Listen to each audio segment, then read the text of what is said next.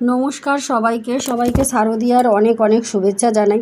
তোমাদেরকে বলেছিলাম যে এই পুজোর কয়েকটা দিন তোমাদের সঙ্গে কিছু প্যান্ডেল ও প্রতিমা আমি শেয়ার করব, তো সেই জন্য চলে আসলাম আর একটা নতুন ভিডিও নিয়ে।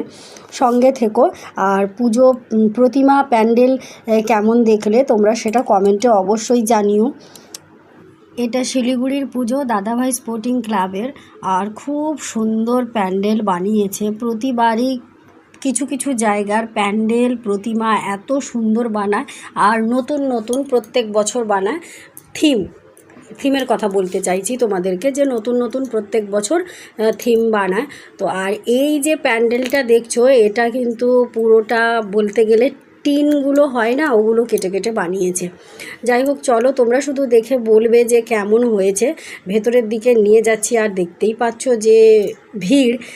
তবে আমরা যতটা ভিড় আশা করেছিলাম ততটা ভিড় নেই, তবে ভিড় কিন্তু পরের দিকে হবে। আমরা অ্যাকচুয়ালি ভিড়ের আগেই কিন্তু আমরা গিয়েছি, তবুও একটু তো ভিড় পাবই, পুজো মানে তো ভিড় পাবই, আর এটা তো কমন ব্যাপার, তাই না?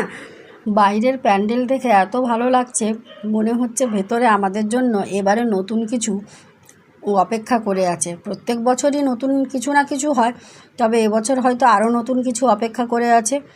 চলো তাহলে দেখি কিভাবে প্রতিমা এখানে হয়েছে। দেখে তো অন্যরকমই লাগছে, আর এত সুন্দর কারুকার্য, আমি কি বলবো, কিছু বলার ভাষা নেই। আর এত সুন্দর প্রতিমা বানিয়েছে, দেখো শুধু তোমরা দেখে জানাবে তোমাদের কেমন লাগলো। সারা বছর ধরে আমরা অপেক্ষা করে থাকি এই দিনগুলোর জন্য। কিছু কিছু ক্লাবের প্যান্ডেল প্রতিমা তারা এত সুন্দরভাবে নিত্য নতুনভাবে আমাদের সামনে উপস্থাপন করে থাকে, সেটা তো কিছু বলার নেই। শিল্পী তার সব কিছু এখানে ঢেলে দিয়েছে, সেটা তোমরা এখানে আসলে দেখলে বুঝতেই পারবে যে এত সুন্দর বানিয়েছে। তোমাদের কেমন লাগলো তোমরা কিন্তু অবশ্যই জানাবে। আর সবাই ভালোভাবে পুজো কাটাও, সুস্থভাবে পুজো কাটাও, আর আশেপাশের মানুষদেরকেও সুস্থভাবে ভালোভাবে পুজো কাটাতে সাহায্য করো।